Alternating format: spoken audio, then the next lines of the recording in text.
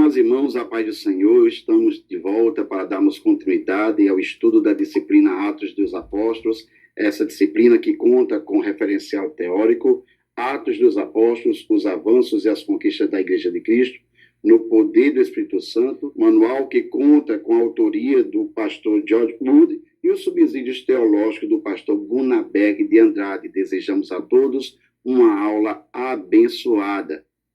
Creio que ao longo da semana os irmãos tiveram a oportunidade não apenas de manusear o manual, mas também estudá-lo com atenção, não só o manual, mas também a Bíblia Sagrada. Nesse momento, convidamos a todos a abrirem suas Bíblias no livro de Atos dos Apóstolos, no capítulo de número 19. Atos 19, leremos do versículo 1 ao versículo 7. Diz assim a palavra do Senhor. E sucedeu que, enquanto Apolo estava em Corinto, Paulo, tendo passado por todas as regiões superiores, chegou a Éfeso, e achando ali alguns discípulos, e disse-lhe: recebestes vós o Espírito Santo quando crestes? E eles disseram-lhe: nós nem ainda ouvimos que haja Espírito Santo. Perguntou-lhe então: em que sois batizados então? E eles disseram: no batismo de João. Mas Paulo disse: certamente João batizou com o batismo do arrependimento, dizendo ao povo que cresce no que após ele havia de vir, isto é, em Jesus Cristo. E os que ouviram foram batizados em nome do Senhor Jesus, e impondo-lhes Paulo as mãos, veio sobre eles o Espírito Santo, e falavam línguas e profetizavam. Estes eram ao todo uns 12 varões. Senhor meu Deus, Pai Celeste, Pai Mar Bendito, te agradecemos, Senhor, por essa oportunidade maravilhosa de mais uma vez, Senhor, dedicarmos um tempo de estudo à Tua Palavra. Pai amado, suplicamos a ação do Teu Espírito sobre todos nós que estamos envolvidos nesta obra, Senhor, com dedicação de meditar, de aprender um pouco mais, conhecer a Ti, através da Tua revelação. Assim, ó Pai, fica conosco, em nome de Jesus. Amém. Meus irmãos, no nosso último encontro, nós tivemos a oportunidade de analisar o texto de Atos 15, 36 a 18, 22, na lição de número 8, intitulada A Segunda Viagem Missionária de Paulo. Na primeira viagem missionária, vimos que Paulo teve como companheiro. Na primeira viagem missionária, o companheiro de Paulo foi Barnabé. Nesta segunda viagem missionária, Paulo esteve acompanhado de Silas e também de Timóteo em alguns momentos. Durante a lição de número 8, que enfatizava a segunda viagem missionária de Paulo, nós estudamos os textos. Paulo e Silas estendem o evangelho a Filipos, Paulo e Silas em Tessalônica, Bereia e Atenas, Paulo e Silas estendem o evangelho a Corinto. Hoje, nesta oportunidade, nós nos deteremos a análise da lição de número 9, que tem por título A Terceira Viagem Missionária de Paulo. Lembrando que essa lição ela cobre os textos bíblicos de Atos 18, 23 a 21, 16. Esta lição ela está composta por 3 textos, a saber, Paulo viaja para Éfeso, Paulo continua em Éfeso, a viagem de Paulo de Éfeso para Jerusalém. Para nós é um motivo de muita alegria estar com vocês, professor Márcio Tarcísio, que o Senhor nos abençoe grandemente. Queridos irmãos, dando prosseguimento ao estudo dessa nossa 9ª lição, já estamos caminhando para o término deste manual de estudos, dessa disciplina tão abençoada. O texto de número 1 fala: Paulo viaja para Éfeso, Atos 18, 23 a 19 e 20. Então, a terceira viagem missionária de Paulo concentra-se principalmente em Éfeso. É importante salientar que na segunda viagem missionária, Paulo tentava ir para a Ásia, tentava chegar ali em Éfeso, mas o Espírito Santo o proibiu, não permitiu que assim fizesse. Agora, nessa terceira viagem, Paulo tem a oportunidade de visitar a Ásia Menor, a atual Turquia, onde se encontrava a cidade de Éfeso. A tabela a seguir resume alguns detalhes das 3 viagens do apóstolo Paulo, as 3 viagens missionárias. Os irmãos podem ter acesso a essa tabela, fazer a análise detalhada dela a partir da página 300 276 do seu manual de estudos. Então, Paulo começou a primeira viagem missionária com Barnabé e com João Marcos. Sabemos que, ao longo da caminhada, João Marcos ele desiste e retorna para Jerusalém. Prestes a iniciar a segunda viagem missionária, Paulo e Barnabé têm uma discussão, porque Barnabé desejava levar consigo novamente João Marcos e Paulo não considerou que fosse conveniente. A partir desse momento, Paulo e Barnabé se separam. Barnabé prossegue para Chipre com João Marcos, levando consigo João Marcos. Barnabé prossegue para Chipre, levando consigo João Marcos, e Paulo inicia a sua segunda viagem missionária, tendo como companheiro Silas. Mas a terceira viagem missionária ele iniciou sozinho.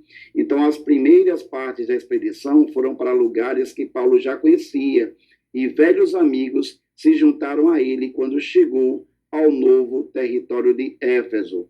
Pérgamo era a capital da província da Ásia, mas Éfeso era a cidade mais importante deste continente. Estima-se que a sua população era de 500 mil a 600 mil habitantes.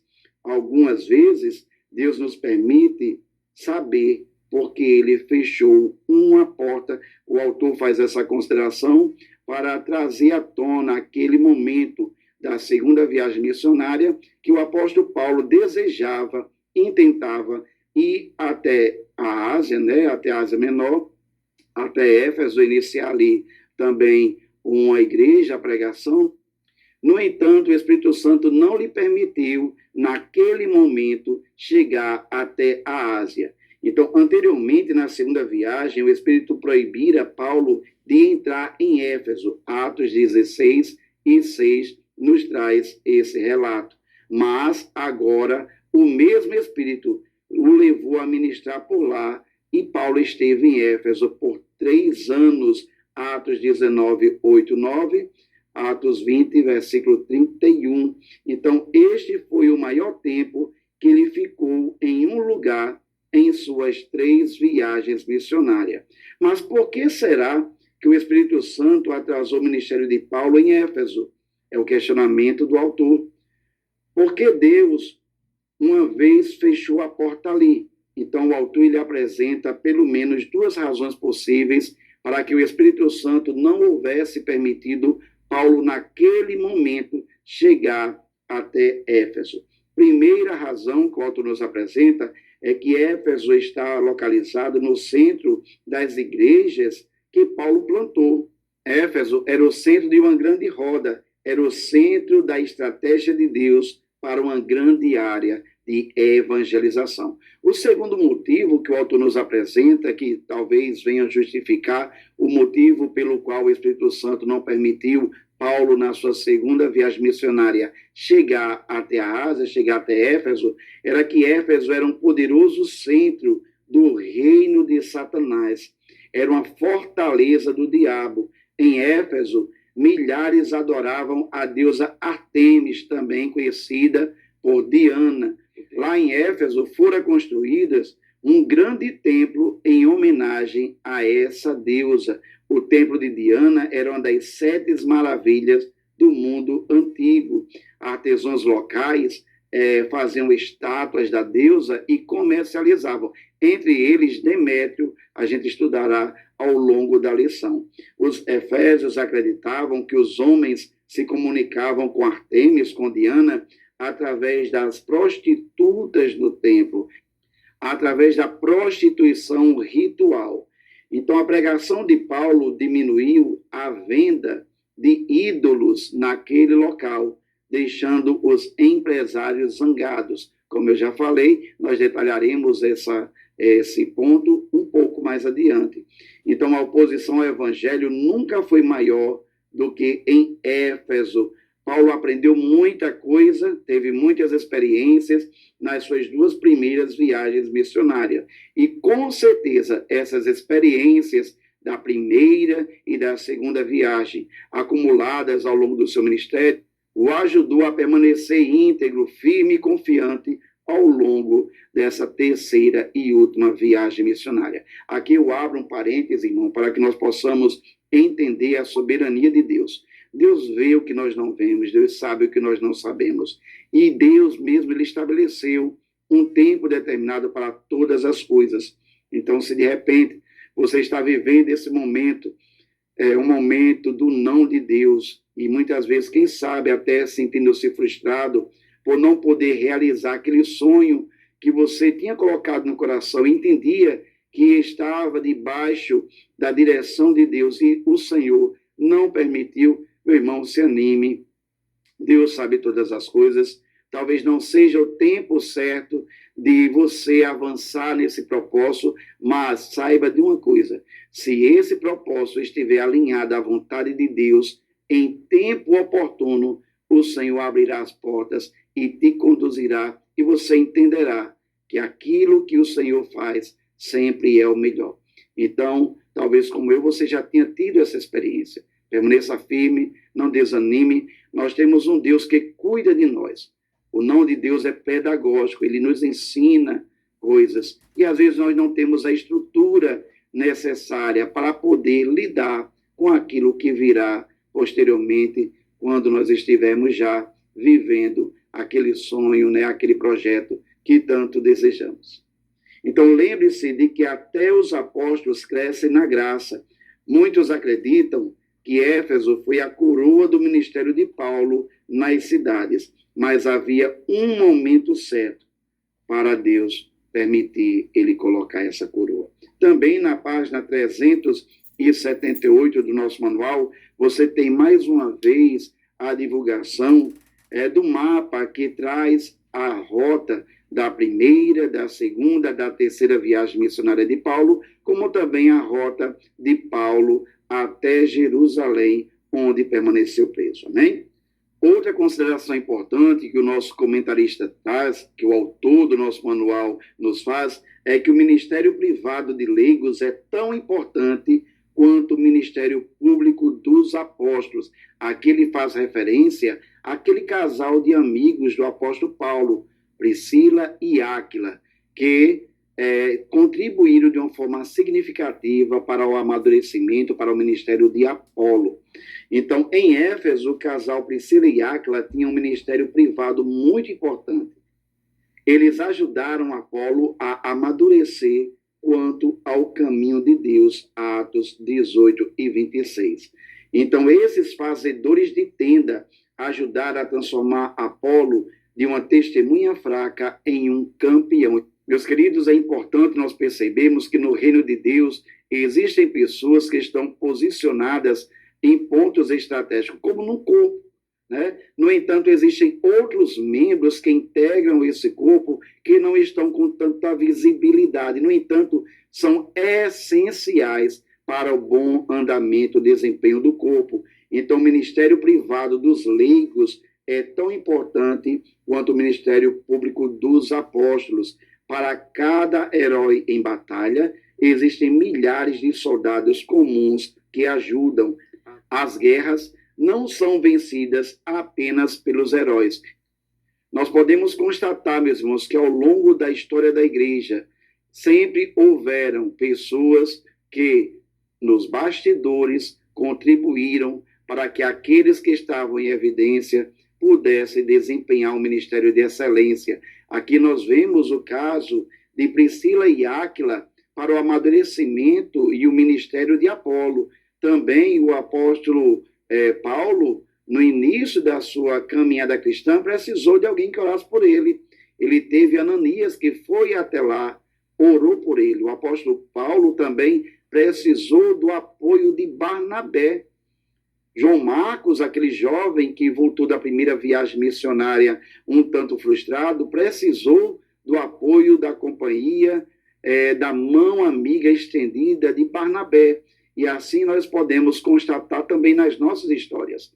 Pessoas que foram importantes para que nós pudéssemos crescer, amadurecer, não parar na caminhada. Então, existe sim a necessidade de reconhecermos o ministério dos leigos, aqueles que estão orando, aqueles que estão ajudando, auxiliando, eles são importantes, relevantes para a obra de Deus no contexto da igreja, como membros do corpo, para o bom funcionamento do corpo, que é o corpo de Cristo.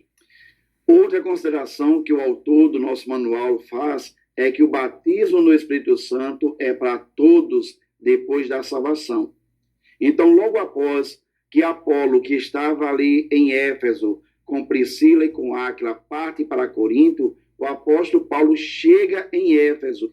E ali ele encontra 12 homens cristãos, crentes, batizados, que haviam sido discipulados por Apolo. No entanto, eles só conheciam o batismo de João. E Paulo, interagindo com aqueles irmãos, no convívio com aqueles irmãos, perguntou se eles haviam recebido o Espírito Santo depois que creram. E eles, de uma forma enfática, disseram a Paulo que não haviam ouvido falar do Espírito Santo. Atos 19:2 corrobora essa afirmação. Então, Paulo orou por eles e todos aqueles 12 foram batizados, cheios do Espírito Santo, e não apenas falavam em línguas estranhas, como também profetizaram. Atos 19:6 e 7. O segundo texto da nossa nona lição, que enfatiza a terceira viagem missionária do apóstolo Paulo, viagem esta que teve como foco, como destino, como local de atuação, a cidade de Éfeso, na Ásia Menor, hoje Turquia, tem por título Paulo continua em Éfeso. E esse texto ele abrange Atos 18:23 a Atos 19:20. Então, estamos estudando o ministério de Paulo em Éfeso, onde ele ficou por 3 anos. Nós podemos confirmar em Atos 19:8, 9, Atos 20 e 31. Paulo usou Éfeso como centro para evangelismo e crescimento da igreja. De lá, ele se comunicou com igrejas que já haviam sido por ele plantadas. Éfeso era uma cidade famosa por ser um centro de negócios. No livro de Apocalipse, é a primeira das 7 igrejas, provavelmente, porque era a maior cidade da província da Ásia, agora Turquia. Então, os maiores navios do mundo iam até Éfeso. Também havia em Éfeso uma via romana que conectava a cidade de Éfeso às partes orientais do Império Romano. Éfeso era uma cidade grande, como Roma, Corinto, Alexandria e Antioquia da Síria. Lembramos que na lição anterior, nós vimos que uma das estratégias do apóstolo Paulo foi concentrar-se em fundar igrejas em cidades importantes, em cidades de destaque. E aqui Éfeso alcança, então, esse destaque.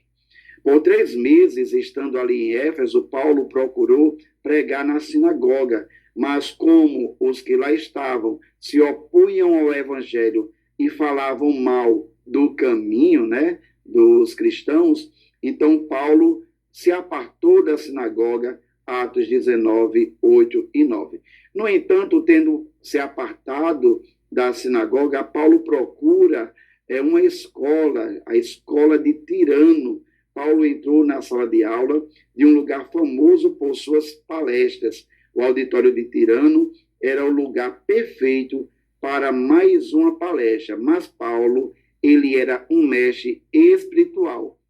Enquanto as pessoas que utilizavam essa escola como ponto de propagação de suas ideias se utilizavam do método de palestra, Paulo, ele por 2 anos esteve ali utilizando o método da conversação para ministrar a palavra tanto a judeus como a gentios, em tom de conversa, dialogando, fazendo perguntas, respondendo aos questionamentos. Nós podemos verificar essa informação analisando Atos, capítulo 19, versículos 9 e 10. Mais um apontamento que o nosso autor nos traz é o poder no nome de Jesus flui pelos crentes. Deus fazia ali em Éfeso maravilhas extraordinárias através de Paulo. ao ponto de até os seus lenços e aventais serem utilizados para curar e libertar. Atos 19, 11 e 12. Verificamos, meus irmãos, que o poder de Deus, a ação do Espírito Santo na vida de uma pessoa, de um crente, ele flui não apenas meramente pela palavra, mas ele flui e se torna evidente, eficaz, através do relacionamento. E aqui nós abrimos esse parêntese, fazemos essa consideração. É muito bom conhecer a palavra de Deus. É muito bom ter conhecimento da palavra, mas se esse conhecimento ele for meramente acadêmico, sem um relacionamento pessoal com Deus, esse conhecimento ele se torna morto. Então eu convido você, meu irmão, a buscar o estudo, o entendimento da palavra, não para obter conhecimento apenas, mas para, acima de tudo, ter comunhão, compromisso, relacionamento com o Deus da palavra. Então, ali em Éfeso, existia um principal sacerdote, o nome dele era Seva, e ele tinha 7 filhos, e os filhos do sacerdote, vendo que Paulo fazia maravilhas através do nome de Jesus, eles queriam também essa autoridade de curar, de expulsar demônio. No entanto, eles não tinham relacionamento, não tinham um compromisso real, sincero, uma vida com Deus. Logo, eles resolveram expulsar um demônio, fazer uma obra de libertação, e chegando lá, utilizaram a palavra no nome de Jesus. No entanto, o demônio dialogou com eles e fez a seguinte consideração. O demônio disse, o Espírito disse, olha, eu conheço Jesus, sei quem é Jesus, e conheço Paulo também, mas vós, quem sois? Meus irmãos, a partir de então, aquele endemoniado salta sobre 2 dos 7 filhos de Seva, e ali, de uma forma muito brutal, feriu-os, deixou-os nus, e eles correram, fugiram, envergonhados. Outra consideração que o autor nos traz, outro apontamento, é que crentes deveriam publicamente se afastar de seus pecados. A palavra do Senhor nos afirma que todas as coisas contribuem juntamente para o bem daqueles que amam a Deus, daqueles que são chamados segundo o seu propósito. Aquele evento em que os filhos de Seva, eles tentam expulsar um demônio, mas por eles não terem vida no altar, por eles não terem relacionamento real, verdadeiro com Deus, aquele episódio, meus irmãos, tornou-se público e notório e trouxe grande temor entre os que ali habitavam. Então, o episódio dos filhos de Seva trouxe grande temor e o nome do Senhor fora engrandecido. As pessoas ali entenderam, principalmente os crentes, que não bastava apenas aceitar a Cristo, era necessário ter uma vida de dedicação, de compromisso, uma vida dedicada e comprometida ao Senhor.